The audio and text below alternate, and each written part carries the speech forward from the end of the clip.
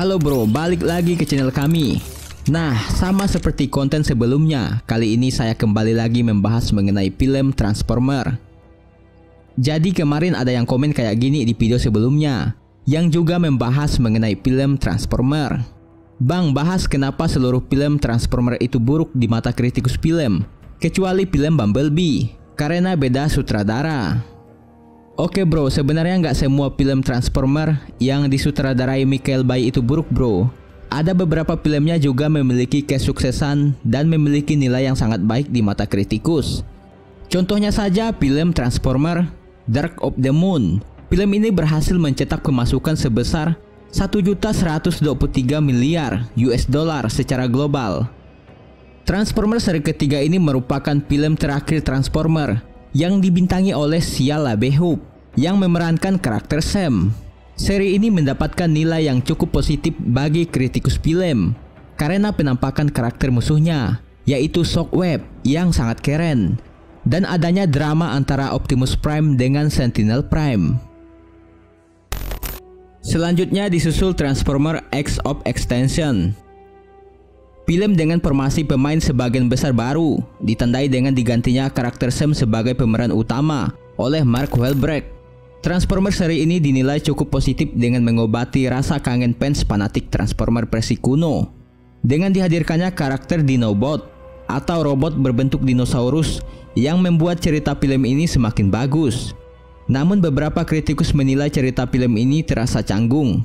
Mereka menyebut sang sutradara Michael Bay sudah kehabisan ide. Namun penonton lain mungkin berbeda pendapat. Film ini sukses mendapatkan pemasukan sebesar 1.104 miliar US dollar secara global. Selanjutnya Transformer Revenge of the Villain. Transformer seri kedua dari versi live action ini menempati posisi terbawah dari ranking USA Today. Film ini memiliki cerita yang buruk. Adanya robot Decepticon berwujud wanita yang seksi yang mencoba menggoda Sam. Dirasa cukup konyol. Dan ada juga dua karakter robot kocak, Skid dan Mudflap di film tersebut, serta robot raksasa Decepticons bernama Devastator yang berusaha menghancurkan matahari dengan sebuah senjata di dalam piramid. Dinilai menjadi plot cerita yang buruk dalam film tersebut. Namun meski memiliki cerita yang konyol, film ini masih berhasil mendapatkan pemasukan sebesar 836,3 juta US dollar. Selanjutnya Transformer 2007. Serial pertama live action Transformer menceritakan asal mulanya datang Autobot ke bumi. Peperangan antara Autobot dan Decepticons versi awal ini dinilai cukup menghibur, meskipun tidak masuk dominasi Oscar sama sekali. Di film pertamanya ini berhasil membuat penonton berdecak kagum. Karakter Sam atau Shia LaBeouf dan Megan Fox secara perdana membintangi film Transformer ini. Film ini berhasil mencetak pemasukan sebesar 709,7 juta US dollar secara global. Selanjutnya Transformer The Last Knight. Film ini menjadi bagian paling rendah dalam waralaba Transformer. Film kelima ini hanya meraup 15 juta dolar pada hari pertama pembukaannya. Dan total secara global film ini mencetak pemasukan sebesar 605,4 juta US dollar. Pendapatan itu tentu saja jauh jika dibandingkan dengan film-film terdahulunya. Ini merupakan kegagalan Transformer di pasar bioskop Amerika Serikat. Tentu saja banyak yang menjadi faktor menurunnya pendapatan Transformer kelima ini.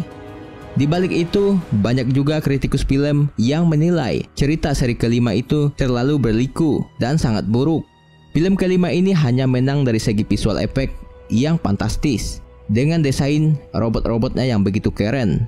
Dari segi visual efek, Michael Bay dan timnya berhasil membuat kita terkagum. Namun, film seri kelima ini tidak memiliki cerita yang bagus dan bikin bosan di bagian awal. Sayang banget sih. Padahal premis film ini bisa menarik jika tim penulis skenarionya bisa menyusun cerita yang lebih nyambung, sederhana, dan tidak berliku. Adegan aksi di film ini bakal lebih berat ke manusia. Tidak ada adegan klimaks kayak Prime versus Dinobot di film keempat, saking sedikitnya adegan robot. Kehadiran robot baru pun kayak Hot Rod terasa sia-sia saja. Sejujurnya, adegan tarung robot lah yang menjadi magnet bagi penonton buat nyaksiin film Transformer ini. Di dalam situs ulasan film Rotten Tomatoes, Transformer kelima hanya mendapatkan lemparan tomat busuk. Ratingnya hanya 15% dari 254 pengulas. 219 orang melemparkan tomat busuk. Nilai rata-rata film garapan Michael Bay ini juga sangat rendah, hanya 3,50 dari 10 poin. Nah, beginilah ulasan para kritikus film di situs Rotten Tomatoes yang kita pilih. Ulasan pertama, Daniela Salzman. Transformer The Last Knight adalah salah satu film aksi terbodoh di tahun ini. Ulasan kedua, William Yong. Michael Bay, saya datang kepada Anda sebagai teman. Anda memiliki kemampuan untuk membuat film Transformer yang layak. Maksudku, film pertama tidak terlalu buruk. Film ini benar-benar tidak menambahkan apapun ke waralaba, dan itu tidak benar-benar diperlukan. Ulasan ketiga, Saint P. Mans.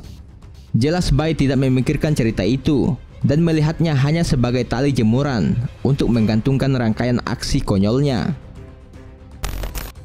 Ulasan selanjutnya, Peter Howell.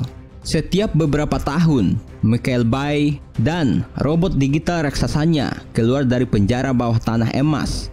Mereka untuk menimbulkan kerusakan pada sel-sel otak dunia.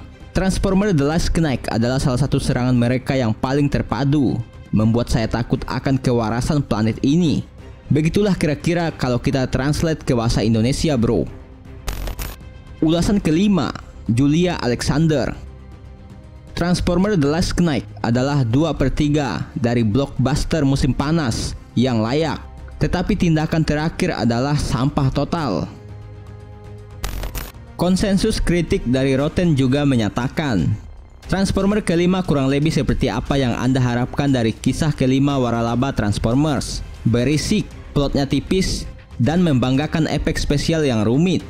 Sebagian pengulas memang memuji efek spesial Transformer kelima yang begitu hebat. Jika Anda tidak terguncang oleh teknik yang ditampilkan Michael Bay di layar bioskop, berarti Anda tidak memperhatikannya, ujar Robbie Collin dari Telegraph.